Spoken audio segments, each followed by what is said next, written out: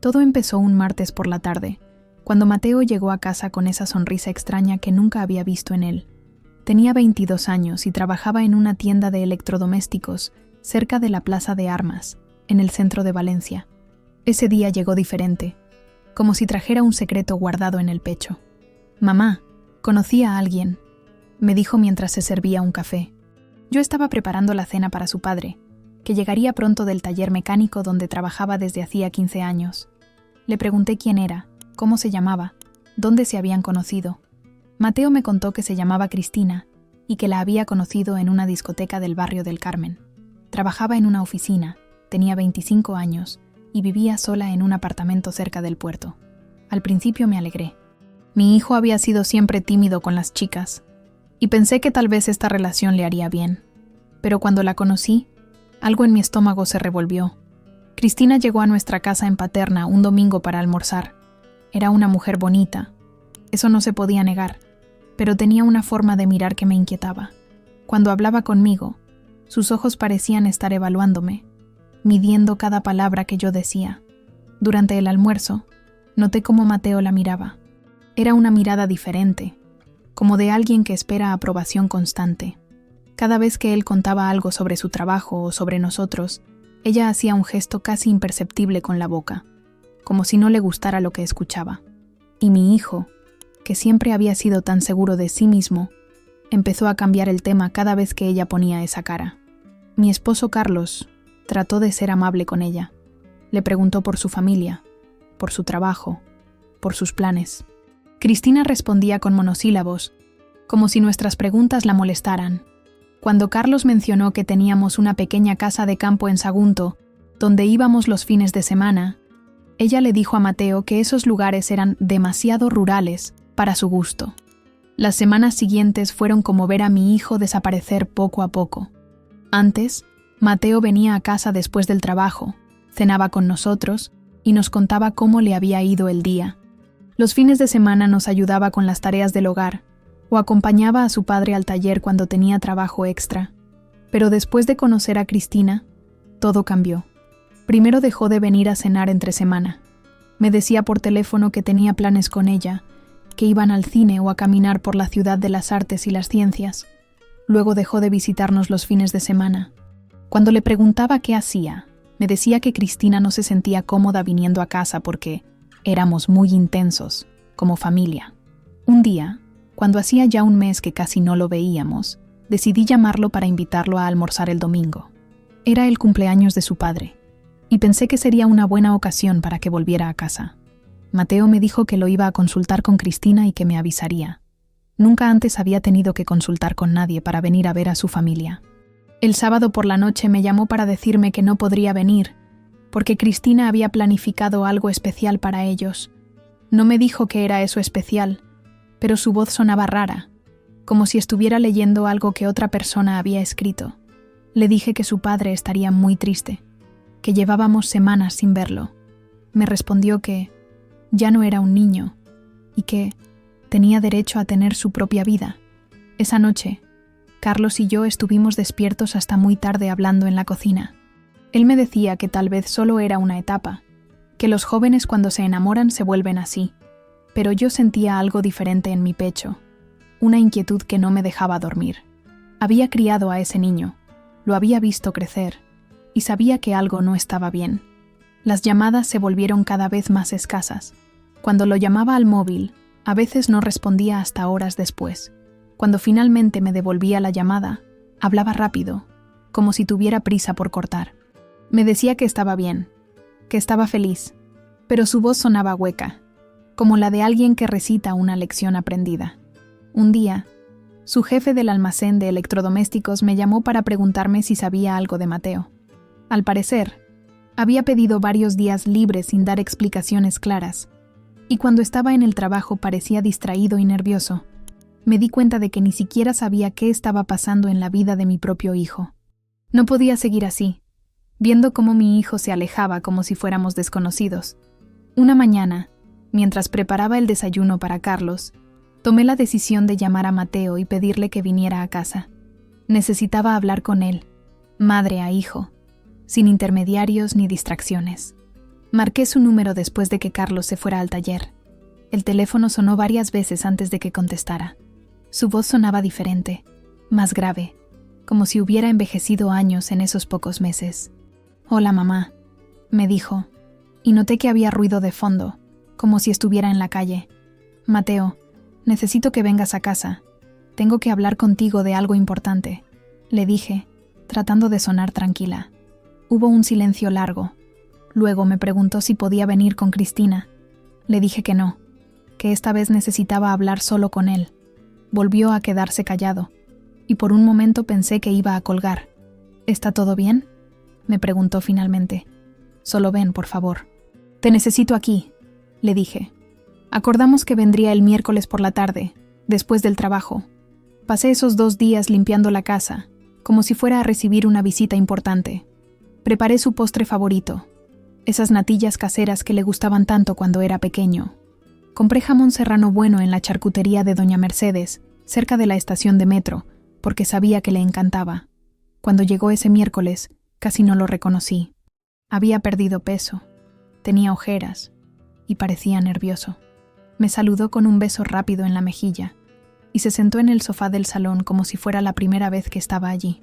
Le serví café y le puse delante el plato con jamón y queso manchego. Él lo miró pero apenas probó nada. Empezamos hablando de cosas sin importancia, cómo estaba el trabajo, si hacía mucho calor en la tienda, si tenía planes para las vacaciones de agosto.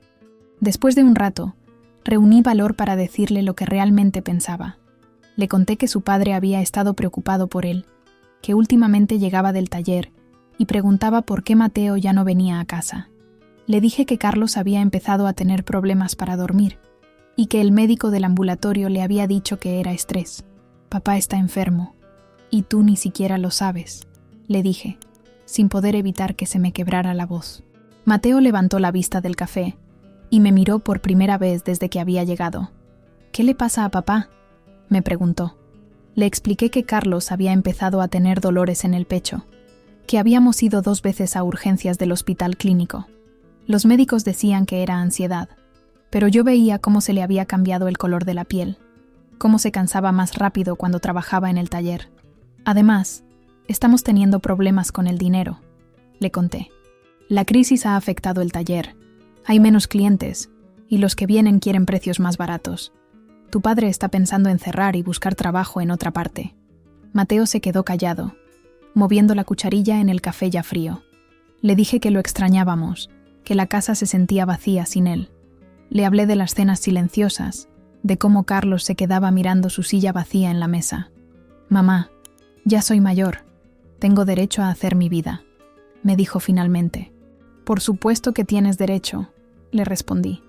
«Pero hacer tu vida no significa abandonar a tu familia. No significa desaparecer como si no existiéramos». Le pregunté por Cristina, cómo se llevaba con ella, si era feliz de verdad. Sus respuestas fueron vagas, como si hablara de alguien que conocía poco. Me dijo que ella lo entendía, que lo apoyaba en sus decisiones, que lo ayudaba a crecer como persona. «¿Y qué opina ella de nosotros?», le pregunté. Mateo se removió en el sofá, incómodo. Dice que las familias españolas son muy cerradas, que no dejan crecer a los hijos, me respondió, repitiendo palabras que claramente no eran suyas. «¿Y tú qué piensas?», insistí. «No lo sé, mamá. Es complicado». Le rogué que se quedara a cenar, que esperara a que llegara su padre para que pudieran hablar. Le dije que Carlos llegaba del taller a las 8, como siempre, y que se alegraría mucho de verlo. Pero Mateo miró el reloj y me dijo que tenía que irse. Cristina lo estaba esperando para ir a cenar a un restaurante nuevo que había abierto en Ruzafa. «Siempre tiene planes para ti», le dije, sin poder evitar el tono de reproche. «Es normal, mamá, es mi novia». Se levantó del sofá y me dio otro beso rápido en la mejilla. Antes de irse, se dio vuelta y me dijo: «No te preocupes tanto, estoy bien». Pero yo veía en sus ojos que no estaba bien. Veía a un joven confundido, perdido, que había cambiado su familia por alguien que apenas conocía. Esa noche, cuando Carlos llegó a casa y vio las natillas intactas en la cocina, no me preguntó qué había pasado. Solo me abrazó mientras yo lloraba en silencio, preguntándome dónde había perdido a mi hijo. Después de esa tarde en casa, Mateo desapareció completamente de nuestras vidas. No volvió a llamar, no respondía a nuestros mensajes, no preguntaba por su padre ni por mí. Era como si hubiéramos dejado de existir para él. Las semanas pasaban lentas y pesadas. Carlos llegaba del taller cada vez más tarde, no porque tuviera más trabajo, sino porque no soportaba el silencio de la casa. A veces lo encontraba sentado en el sofá del salón, con la televisión apagada, mirando la pared donde colgaba una foto de Mateo el día que se graduó del instituto. ¿Crees que hicimos algo mal?, me preguntaba Carlos por las noches, cuando nos acostábamos y ninguno de los dos podía dormir. Yo no sabía qué responderle. Me pasaba las mañanas repasando cada momento, cada conversación, cada decisión que habíamos tomado como padres. ¿Habíamos sido demasiado protectores? ¿Demasiado exigentes? ¿O tal vez no lo suficiente? Un día, mientras limpiaba su habitación, encontré una caja de zapatos llena de fotos viejas. Estaban todas nuestras vacaciones en la playa de Cullera, los cumpleaños, las navidades, los primeros días de colegio. En todas las fotos, Mateo sonreía con esa sonrisa genuina que ya no había visto desde hacía meses. Me quedé sentada en su cama, mirando una foto donde él tenía unos 8 años y estaba abrazando a Carlos después de ganar un partido de fútbol en el polideportivo del barrio. Los dos tenían las camisetas sucias de tierra y sonreían como si hubieran ganado la Copa del Mundo. Me pregunté cuándo había sido la última vez que vi a mi hijo así de feliz. Carlos empezó a enfermarse de verdad.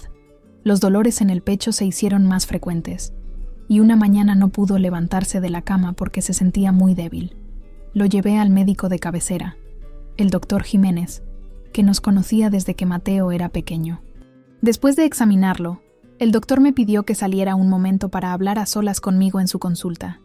«Carmen, Carlos está pasando por una depresión severa», me dijo. «Sus síntomas físicos son reales, pero están causados por el estado emocional. Necesita ayuda y también necesita resolver lo que esté pasando en su familia». Le conté al doctor sobre Mateo, sobre cómo había cambiado, sobre cómo hacía meses que no sabíamos nada de él. El doctor Jiménez conocía bien a nuestra familia. Había visto crecer a Mateo, lo había tratado cuando era niño. «Los padres no podemos obligar a nuestros hijos adultos a querernos», me dijo, «pero tampoco podemos permitir que su ausencia nos destruya. Carlos necesita tratamiento, y tú también necesitas cuidarte». Esa tarde, mientras Carlos dormía la siesta, decidí caminar por el barrio. Pasé por el colegio donde Mateo había estudiado, por el parque donde jugaba al fútbol con sus amigos, por la panadería donde siempre compraba croissants los domingos por la mañana. En la panadería me encontré con Amparo, la madre de Sergio, el mejor amigo de Mateo desde la infancia. Hacía años que no la veía, y cuando me preguntó por mi hijo, no supe qué responder. «Sergio me pregunta por Mateo todo el tiempo», me dijo. «Dice que hace meses que no lo ve, que no responde sus llamadas». «¿Está todo bien?». Le dije que sí, que estaba bien, pero que andaba muy ocupado con el trabajo y con su novia. Amparo me miró con esa mirada de madre que entiende cuando otra madre está sufriendo. «Si necesitas hablar, ya sabes dónde estoy», me dijo antes de despedirse. Esa noche intenté escribirle una carta a Mateo. Saqué papel y bolígrafo y me senté en la mesa de la cocina donde había hecho tantas tareas con él cuando era pequeño. Empecé varias veces, pero siempre terminaba rompiendo la hoja y tirándola a la basura. No sabía cómo dirigirme a él. ¿Como madre? ¿Como amiga? ¿Como extraña? No encontraba las palabras adecuadas para decirle que lo extrañaba sin sonar desesperada, para contarle que su padre estaba enfermo sin parecer manipuladora. Una madrugada me desperté y encontré a Carlos llorando en silencio en el sofá del salón. Tenía en las manos una foto de cuando fuimos los 3 a Las Fallas hace 2 años. En la foto, Mateo tenía el brazo alrededor de los hombros de su padre, y los dos reían por algo que yo había dicho mientras sacaba la foto. «Se me olvidó cómo suena su risa», me dijo Carlos cuando me vio llegar. Me senté a su lado y nos quedamos así, abrazados en silencio, rodeados de la oscuridad de una casa que se había vuelto demasiado grande para nosotros dos. Al día siguiente, Carlos no fue al taller. Se quedó en cama todo el día, mirando el techo, sin ganas de hablar ni de comer. Fue entonces cuando me di cuenta de que no solo había perdido a mi hijo, también estaba perdiendo a mi esposo. Era un jueves por la mañana cuando todo cambió de golpe. Carlos se había levantado temprano para ir al taller, como todos los días desde hacía 15 años. Yo estaba en la cocina preparando el café cuando escuché un ruido extraño en el dormitorio, como si algo pesado hubiera caído al suelo. Corrí hacia allá y lo encontré tirado junto a la cama, respirando con dificultad y con la cara pálida como la cera. Tenía los ojos abiertos, pero parecía no verme, como si estuviera mirando algo muy lejano. «Carlos, ¿qué te pasa? ¿Me oyes?», le grité, arrodillándome a su lado. Él trató de hablar, pero solo salían sonidos entrecortados. Le temblaban las manos y tenía gotas de sudor frío en la frente. Llamé inmediatamente al 112 y mientras esperaba la ambulancia le sostuve la cabeza en mi regazo, hablándole para que no se me perdiera. «Tranquilo, mi amor. Ya vienen. Todo va a estar bien», le repetía una y otra vez, aunque por dentro sentía que se me desplomaba el mundo. Los paramédicos llegaron en menos de 10 minutos. Se movían rápido, conectándole cables y preguntándome cosas que yo respondía como una máquina. ¿Cuántos años tenía? Si tomaba medicamentos, si había tenido problemas cardíacos antes. Mientras lo subían a la camilla, Carlos me agarró la mano con una fuerza que no sabía que tenía. «Llama a Mateo», me susurró. En la ambulancia, camino al hospital La Fe, uno de los paramédicos me explicó que probablemente había sido un infarto. Las palabras me llegaban como desde muy lejos, como si me las dijeran en otro idioma. Solo podía mirar la cara de Carlos, que tenía los ojos cerrados y respiraba con ayuda de una máscara de oxígeno. En urgencias todo fue un torbellino. Médicos, enfermeras, máquinas que pitaban, papeles que firmar. Una doctora joven, que parecía tener la edad de Mateo, me explicó que Carlos necesitaba una operación inmediata. Tenía varias arterias bloqueadas y su corazón estaba funcionando a duras penas. «¿Es grave?», le pregunté. La doctora me miró con esa expresión que tienen los médicos cuando no quieren asustarte, pero tampoco pueden mentirte. «Es una operación compleja, señora. Vamos a hacer todo lo posible, pero debe saber que hay riesgos». Me senté en la sala de espera del hospital, rodeada de otras familias que también esperaban noticias. Había un reloj en la pared que hacía un ruido insoportable, como si cada segundo fuera una gota cayendo sobre mi cabeza. Saqué el teléfono con las manos temblorosas y busqué el número de Mateo. Hacía tanto tiempo que no lo llamaba que por un momento dudé si seguía siendo el mismo número. Marqué y esperé, con el corazón latiéndome tan fuerte que pensé que yo también iba a necesitar un médico. Sonó una vez, 2, 3. Al cuarto timbre contestó. «¿Mamá?», dijo, y su voz sonaba sorprendida. «Mateo, tienes que venir al hospital. Es tu padre», le dije, y las palabras salieron atropelladas, como si tuviera prisa por decirlas antes de que se me olvidaran. «¿Qué ha pasado?», me preguntó. Le conté sobre la mañana, sobre encontrarlo en el suelo, sobre la ambulancia y lo que había dicho la doctora. Mientras hablaba, escuchaba ruidos de fondo en su teléfono, como si estuviera en un lugar público. «¿En qué hospital estás?», me preguntó. «En La Fe, en la planta de cardiología», le dije. «Mateo, por favor, ven. Tu padre preguntó por ti antes de entrar al quirófano». Hubo un silencio largo al otro lado del teléfono, tan largo que pensé que se había cortado la llamada. «Mateo, ¿estás ahí?». «Sí, estoy aquí», me dijo finalmente. «Lo voy a pensar, ¿vale? Te llamo después». No podía creer lo que había escuchado. Mi esposo estaba luchando por su vida en un quirófano, y mi hijo me decía que lo iba a pensar.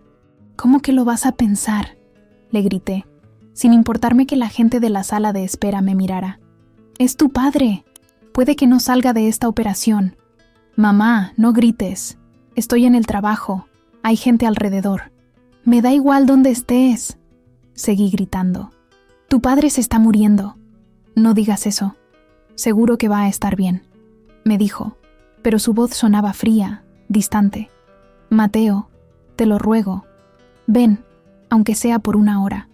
Hazlo por él, que siempre te quiso tanto. Ya te dije que te llamo después», me respondió, y cortó. Me quedé sentada con el teléfono en la mano, mirando la pantalla como si fuera un objeto extraño que nunca había visto. Una señora mayor que estaba sentada a mi lado me ofreció un pañuelo de papel. «¿Está todo bien, hija?», me preguntó. No supe qué responderle. ¿Cómo le explicas a una desconocida que tu único hijo, al que criaste con tanto amor, te acaba de abandonar en el momento más difícil de tu vida? Pasaron las horas. Cada 20 minutos iba al mostrador de información a preguntar cómo seguía Carlos. Las enfermeras me decían que la operación continuaba, que tuviera paciencia. Yo miraba mi teléfono cada 5 minutos, esperando que Mateo llamara, que me dijera que venía en camino. Pero la llamada nunca llegó. A las 8 de la noche, la doctora salió del quirófano. Tenía la cara cansada y se quitó el gorro verde mientras caminaba hacia mí. Mi corazón se paró. La operación ha ido bien, me dijo, y sentí que podía volver a respirar. Pero las próximas 48 horas son críticas. Está en cuidados intensivos y por ahora no puede recibir visitas. Le pregunté cuándo podría verlo, cuándo podría hablarle. Me explicó que dependía de cómo evolucionara durante la noche. Esa noche dormí en una silla del hospital, abrazada a mi bolso, esperando noticias. Cada vez que sonaba mi teléfono pensaba que era Mateo, pero solo eran llamadas de algunas vecinas que se habían enterado de lo de Carlos. Al día siguiente, viernes, Mateo seguía sin dar señales de vida. Carlos había pasado la noche estable y me dejaron verlo por unos minutos. Estaba conectado a un montón de máquinas, pero tenía los ojos abiertos y me reconoció. ¿Vino Mateo?, fueron sus primeras palabras. Mentí. Le dije que sí, que había estado allí pero que se había ido a trabajar y que volvería por la tarde. Carlos sonrió débilmente y volvió a cerrar los ojos. El domingo por la mañana, después de 3 días durmiendo en sillas de hospital y comiendo bocadillos de la máquina expendedora, había perdido toda esperanza de ver a Mateo. Carlos estaba un poco mejor. Ya lo habían pasado de cuidados intensivos a planta, pero seguía preguntándome por su hijo cada vez que abría los ojos. Yo le seguía mintiendo. Le decía que Mateo había llamado, que estaba muy preocupado, que vendría en cuanto pudiera salir del trabajo. Pero por dentro me sentía vacía, como si algo se hubiera roto definitivamente en mi pecho. Estaba en la cafetería del hospital, tomando un café que sabía a cartón, cuando vi una figura conocida acercándose por el pasillo. Al principio pensé que estaba alucinando por el cansancio, pero cuando levantó la vista y nuestros ojos se encontraron, supe que era real. Era Mateo, pero no el Mateo que había visto la última vez en casa. Este parecía haber envejecido años en unos pocos meses. Tenía barba de varios días, la ropa arrugada y los ojos rojos, como si hubiera llorado o no hubiera dormido. Caminaba despacio, como si cada paso le costara un esfuerzo enorme. Se detuvo a unos metros de mi mesa, sin saber qué decir. Yo tampoco hablé, solo lo miré, tratando de entender si de verdad estaba allí o si mi mente me estaba jugando una mala pasada. ¿Cómo está papá?, me preguntó finalmente, con una voz que casi no reconocí. Mejor, le respondí. Está en la habitación 237. Asintió con la cabeza y empezó a caminar hacia los ascensores. Yo me levanté y lo seguí, manteniendo cierta distancia. En el ascensor no hablamos. Solo se oía el ruido de la máquina subiendo y nuestras respiraciones. Cuando llegamos a la planta de cardiología, Mateo se detuvo frente a la puerta de la habitación de Carlos. Puso la mano en el picaporte pero no la giró. Se quedó ahí parado, como si no se atreviera a entrar. «Está despierto», le dije. «Te está esperando». Mateo empujó la puerta despacio y entró. Carlos estaba incorporado en la cama, mirando la televisión sin sonido. Cuando vio a su hijo, su cara cambió completamente. Era como si hubiera vuelto a la vida. «Mateo», susurró. Mi hijo se acercó a la cama y se sentó en la silla que había estado ocupando yo durante los últimos 3 días. No dijo nada, solo miró a su padre. Carlos extendió la mano y Mateo la tomó.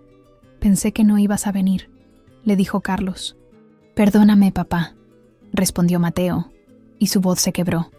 Yo me quedé junto a la puerta, viendo cómo los 2 hombres más importantes de mi vida se miraban en silencio. Después de unos minutos, Mateo empezó a llorar. No era un llanto suave, sino sollozos profundos que parecían salir desde muy adentro. «Lo siento tanto», repetía. «Lo siento muchísimo». Carlos le apretó la mano más fuerte. «Ya estás aquí. Eso es lo único que importa», le dijo. Me salí de la habitación para dejarlos solos.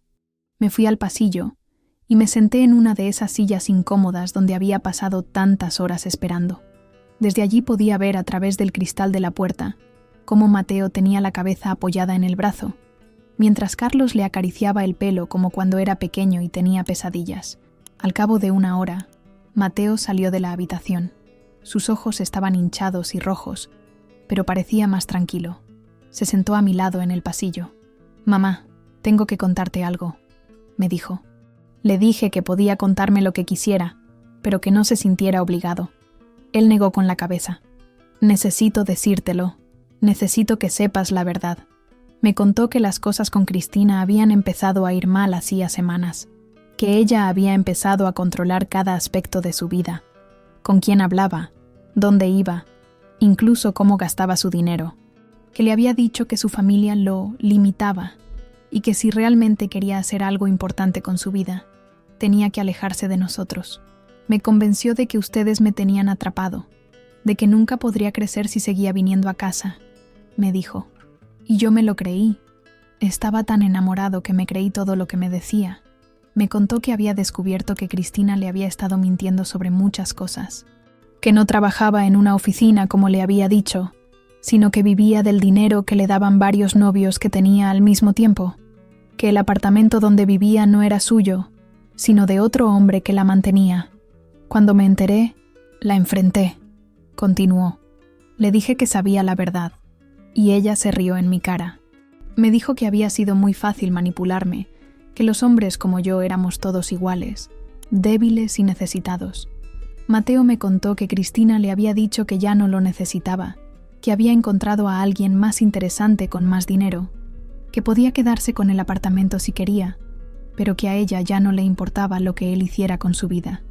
Me quedé solo de la noche a la mañana, me dijo, sin ella, sin ustedes, sin nadie. Me di cuenta de lo estúpido que había sido, de todo lo que había perdido por una mujer que nunca me quiso de verdad. Le pregunté por qué no había venido antes, por qué no había llamado cuando Carlos se enfermó. Mateo se cubrió la cara con las manos. Tenía vergüenza, me confesó. No sabía cómo pedirles perdón. No sabía si ustedes podrían perdonarme después de todo lo que hice. Le dije que él era mi hijo, que siempre sería mi hijo, y que no había nada en el mundo que no pudiera perdonarle. Nos abrazamos allí, en ese pasillo frío del hospital, y por primera vez en meses sentí que mi familia estaba completa otra vez. ¿Puedo quedarme esta noche?, me preguntó. «Puedes quedarte todo el tiempo que quieras», le respondí. «Tu cama sigue igual, esperándote». Carlos estuvo internado 2 semanas más. Durante ese tiempo, Mateo no se movió de su lado ni del mío. Llegaba al hospital temprano por la mañana, después de trabajar, y se quedaba hasta que las enfermeras nos echaban por la noche. Había vuelto, pero todos sabíamos que no éramos las mismas personas de antes. Los primeros días fueron raros, como conocer de nuevo a alguien que creías que conocías perfectamente. Mateo hablaba menos, parecía más cuidadoso con las palabras, como si pesara cada frase antes de decirla. A veces lo sorprendía mirando a su padre con una expresión de dolor tan profunda que me partía el corazón. Una tarde, mientras Carlos dormía después del almuerzo, Mateo me pidió que saliéramos a caminar por los jardines del hospital.